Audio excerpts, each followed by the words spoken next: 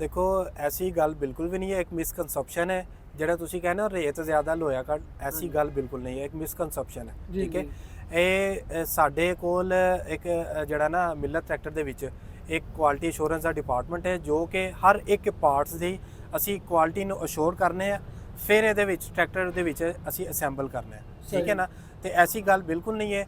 ਹਾਂ ਦੇਖੋ ਟਰੈਕਟਰ ਵੀ ਚੂੰਕਿ ਬੰਦੇ ਹੀ ਬਣਾਉਂਦੇ ਨੇ ਨਾ, ਸਾਡੇ ਕੋਲ 150 ਤੋਂ 200 ਟਰੈਕਟਰ ਡੇਲੀ ਦੀ ਸਾਡੀ ਪ੍ਰੋਡਕਸ਼ਨ ਹੈ ਸਾਡੇ ਪਲਾਂਟ ਦੇ ਵਿੱਚ। ਹਾਂ ਕੋਈ 100 ਚੋਂ ਇੱਕ ਕੋਈ ਜੇ ਕੋਈ ਮਸਲਾ ਬਣ ਜਾਂਦਾ ਤੇ ਅਸੀਂ ਆਪਣੇ ਕਿਸਾਨ ਨੂੰ, ਸਾਡੇ ਆਪਣੀ ਮੁਅੱਜ਼ਜ਼ ਕਸਟਮਰ ਨੂੰ ਅਸੀਂ ਕੋਸ਼ਿਸ਼ ਕਰਨੇ ਆ ਕਿ ਉਹਨੂੰ ਵਾਰੰਟੀ ਦੇ ਵਿੱਚ ਅਸੀਂ ਤਬਦੀਲ ਕਰ ਦਿੱਤਾ ਜਾਏ, ਜਿਸ ਤਰ੍ਹਾਂ ਕਿ ਸਾਡੇ ਟਰੈਕਟਰ ਦੀ 1 ਸਾਲ ਜਾਂ 1200 ਘੰਟੇ ਵਾਰੰਟੀ ਹੈ। ਠੀਕ ਹੈ ਨਾ, ਤੇ ਹਾਂ ਕੋਈ ਇੱਕ ਅੱਧਾ ਜੇ ਕੋਈ ਕੰਪਲੇਨ ਆ ਜਾਂਦੀ ਹੈ ਤੇ ਅਸੀਂ ਉਹਨੂੰ ਕਲੀਅਰ ਕਰ ਦਿੰਦੇ ਆ। ਵੈਸੇ ਕੁਆਲਿਟੀ ਸਾਡੇ ਟਰੈਕਟਰ ਦੀ ਬਹੁਤ ਅੱਛੀ। ਦੇਖੋ ਅਸੀਂ ਜਦੋਂ ਦੇ ਆਪਣਾ ਲਾਂਚ ਕੀਤਾ ਨਾ ਡਿਲਕਸ ਮਾਡਲ, ਤੇ ਡਿਲਕਸ ਮਾਡਲ ਦੀ ਸਾਡੇ ਕੋਲ ਡਿਮਾਂਡ ਹੀ ਇੰਨੀ ਜ਼ਿਆਦਾ ਹੈ ਕਿ ਅਸੀਂ ਪੂਰੀ ਨਹੀਂ ਕਰ ਪਾ ਰਹੇ। ਠੀਕ ਹੈ, ਬਹੁਤ ਜ਼ਿਆਦਾ ਲੋਕਾਂ ਨੇ ਅਲਹਮਦੁਲਿਲਾ ਇਹਨੂੰ ਪਸੰਦ ਕੀਤਾ।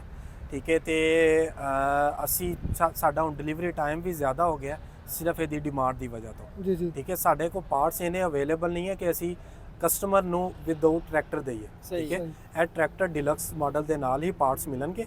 ਹਾਂ ਜਦੋਂ ਸਾਨੂੰ ਜ਼ਰੂਰਤ ਹੋਈ ਕਿ ਇਹਨੂੰ ਹੁਣ ਪਾਰਟਸ ਨੂੰ ਦੇ ਦਿੱਤਾ ਜਾਏ ਤੇ ਫਿਰ ਅਸੀਂ ਦੇਵਾਂਗੇ। ਫਿਲਹਾਲ ਸਾਡੇ ਕੋਲ ਜਿਹੜੇ ਡਿਲਕਸ ਮਾਡਲ ਦੀ ਡਿਮਾਂਡ ਪੂਰੀ ਨਹੀਂ ਹੋ ਰਹੀ।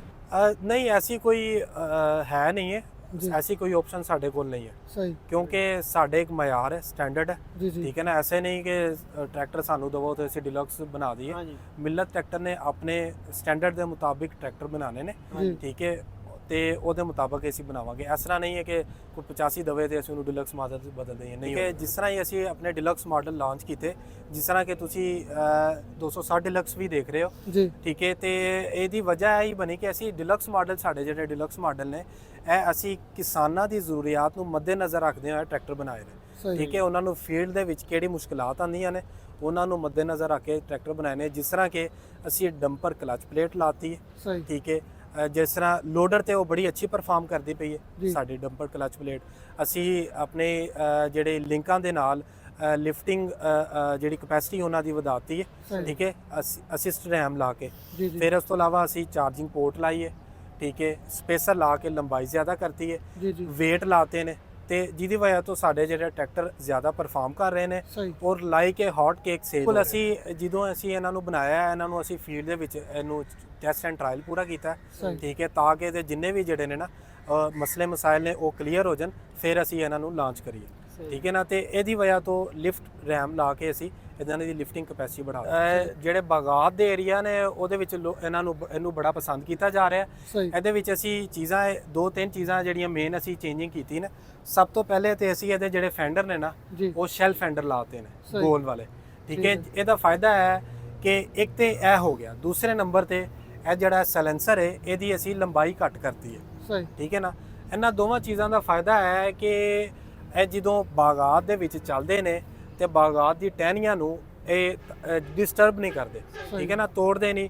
ਫਰੂਟ ਜਦੋਂ ਲੱਗਾ ਹੁੰਦਾ ਤੇ ਫਰੂਟ ਨੂੰ ਇਹ ਤੋੜਦੇ ਨਹੀਂ। ਸਹੀ, ਯਾਨੀ ਕਿ ਜਿਹੜੇ ਮੱਡ ਗਾਰਡ ਇਹਦੇ ਅੜਦੇ ਨਹੀਂ ਆ, ਜਿਹੜੇ ਚੌਰਸ ਹੁੰਦੇ ਨੇ ਉਹ ਟਾਹਣੀਆਂ ਦੇ ਨਾਲ ਅੜ ਜਾਂਦੇ ਆ। ਮਸਲਨ ਕੋਈ ਕਿੰਨੂ ਦਾ ਬਾਗ ਹੈ ਉਹਦੇ ਵਿੱਚ ਤੇ ਅੱਧੇ ਕਿੰਨੂ ਤੇ ਉਹ ਮਡਗਾਰਡ ਹੀ ਤੋੜ ਦਿੰਦੇ। ਜੀ ਬਿਲਕੁਲ, ਮਡਗਾਰਡ ਤੋੜਦੇ। ਹੁਣ ਇੱਕ ਕਿਸਾਨ ਸਾਨੂੰ ਚੂੰਕਿ ਫੀਡਬੈਕ ਆਈ ਸੀ ਸਾਡੇ ਏਰੀਆ 'ਚ, ਬਾਗਾਤ ਦੇ ਏਰੀਆ 'ਚੋਂ, ਫਿਰ ਅਸੀਂ ਇਹਦਾ ਟਾਇਰ ਅਸੀਂ ਪਿਛਲੇ ਜਿਹੜੇ ਨੇ ਪਿਛਲੇ ਟਾਇਰ ਅਸੀਂ ਛੋਟੇ ਕਰਤੇ ਨੇ। ਠੀਕ ਹੈ ਨਾ, ਤੇ ਫੈਂਡਰ ਜਿਹੜੇ ਗੋਲ ਕਰਤੇ ਨੇ, ਸਾਇਲੈਂਸਰ ਦੀ ਲੰਬਾਈ ਜਿਹੜੀ ਘੱਟ ਕਰਤੀ ਹੈ, ਜਿਹਦੀ ਵਜ੍ਹਾ ਤੋਂ ਇਹ ਬਾਗਾਤ ਦੇ ਵਿੱਚ ਬੜਾ ਅੱਛਾ ਚੱਲ ਰਿਹਾ। ਠੀਕ ਹੋ ਗਿਆ ਜੀ, ਇੱਕ ਆਪਸ਼ਨ ਮਿਲ ਗਿਆ ਜ਼ਿਮੀਂਦਾਰਾਂ ਨੂੰ। ਬਾਕੀ ਇਹਦੇ ਚ ਇੰਜਨ 240 ਵਾਲਾ ਹੈ ਜੀ ਇਹਦਾ ਜਿਹੜਾ ਇੰਜਨ ਹੈ 240 ਵਾਲਾ, 50 ਹਾਰਸ ਪਾਵਰ। ਇਹਦੀ ਪ੍ਰਾਈਸ ਦਾ ਵੀ ਮੇਰੇ ਖਿਆਲ ਕੋਈ 2 ਲੱਖ ਦਾ ਫਰਕ ਹੈ। ਨਹੀਂ, ਇਹਦੀ ਪ੍ਰਾਈਸ ਜਿਹੜੀ ਹੈ ਨਾ ਉਹ ਤਕਰੀਬਨ 1 ਲੱਖ ਸਮਥਿੰਗ ਦਾ